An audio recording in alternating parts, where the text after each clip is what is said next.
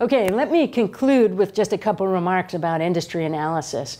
You know, there's just enormous power in the application of this framework with rigor here. And there's also quite a the framework has been so powerful that many users of the framework have applied it without rigor, which has led to some unfortunate consequences for them. So the goal here is to really use this 5 forces framework along the lines that Porter originally prescribed, so that you get the insight from this approach that you want here.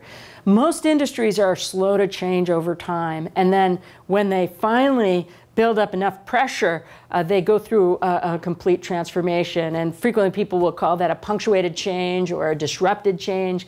And we'll talk about that in the next lecture here. The goal is to understand the system so that when we turn to trying to understand how it may be transformed through disruption, that you understand the entire implication of that change across the entire system here. The goal is to do a comprehensive analysis of industry structure so that you can understand the scope of change, the elements of the system that will be affected, and of course the full range of opportunity that is engaged by industry transformation, exactly what compromises have accumulated in the structure of buyer power, in supplier power, and so on, the threat of entry, what compromises have accumulated, you know, in the airline industry, in the motorcycle or the beer business, that, or the breakfast cereal industry, that will compel the kind of a large-scale change that most companies that you're studying are looking for.